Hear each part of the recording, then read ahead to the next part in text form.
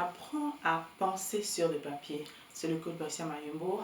Bienvenue sur ma chaîne YouTube, Born for a Purpose TV, la chaîne dans laquelle on t'apprend vraiment à penser positivement. On t'apprend à changer en fait la manière de voir ta situation, les événements ou la situation dans laquelle je te trouve chaotique, du positif au négatif.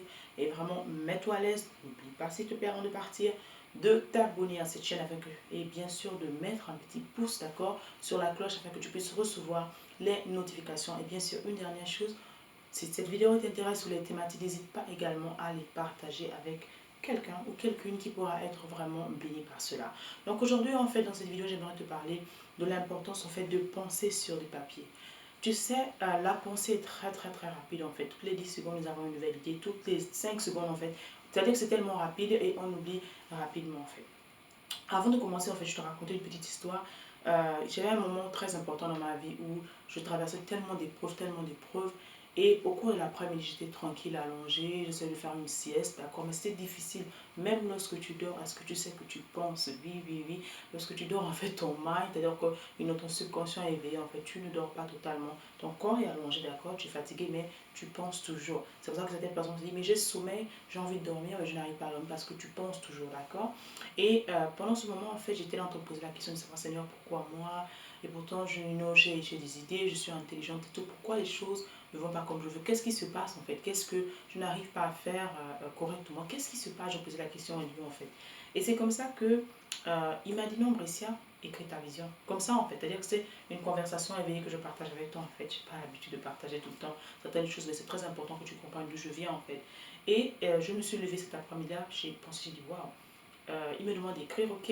Et en même temps, j'ai eu comme une vision en fait d'un bateau qui allait en fait, qui accostait quelque part et genre une direction en fait. Et après, il y a eu une conversation longtemps après dans la journée, dans la maison, où j'ai raconté en fait le rêve que j'ai fait en fait.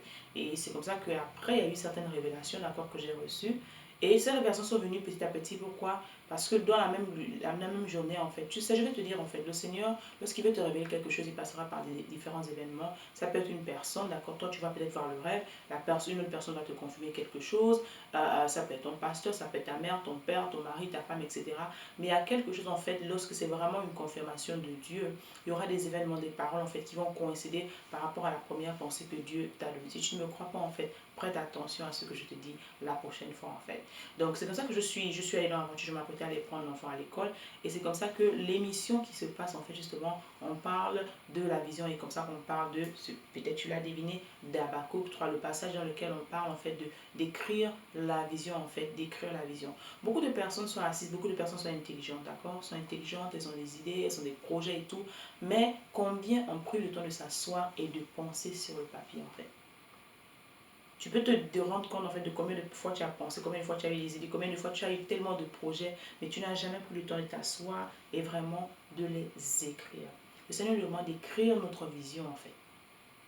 Un peuple, d'accord, qui n'a pas de vision, il périt en fait. Un peuple qui n'a pas de vision est comme un bateau, ce bateau que j'ai vu dans ce rêve-là, qui va en fait dans la mer est tellement grande, mais elle n'a pas de direction, elle n'a pas de destination en fait.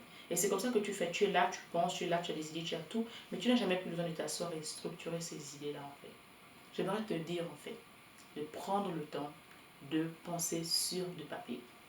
Lorsque tu penses du papier, c'est-à-dire, j'aime bien dire aussi en tant qu'enseignant, d'accord, ce que je dis à mes étudiants, c'est de prendre en fait, lorsque tu écris quelque chose, il y a une relation directement avec ton cerveau en fait.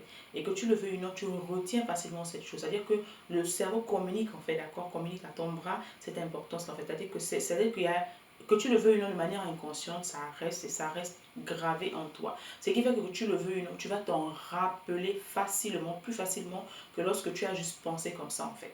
D'accord? Une fois que tu as écrit, on demande d'écrire la vision. Tu écris tout ce que tu penses, tout ce que tu veux, que ce soit les rêves, que ce soit des choses qui sont arrivées dans la semaine, dans la journée, des choses que tu as entendues. Écris, c'est très important. Et bien sûr, l'écriture aussi est une thérapie pour ces personnes-là qui sont nerveuses. Si tu es là, tu te dis par exemple que tu te sens nerveuse au moment où tu veux t'énerver, par exemple, prends le temps d'écrire en fait, de passer le temps. Il y a quelque chose en fait, et c'est ma maman qui m'a habitué vraiment avec ça. Partout où je marche, en fait, j'ai un calepin, un bloc-notes ou un pense-bête dans lequel, en fait, dès que j'ai une... Ça peut être un calepin, ça peut être mots comme ça, des petits fichiers, d'accord, les autocollants que je mets souvent sur la voiture, sur lesquels je me rappelle certaines choses que je dois faire, ou quelque chose peut arriver en fait, une idée, une pensée, quelque chose peut arriver juste comme ça, une cotation, parce que des fois les cotations me viennent comme ça, et je me mets à écrire. Pourquoi? Parce que je peux oublier 2 secondes plus tard, quelqu'un peut m'appeler, je peux être...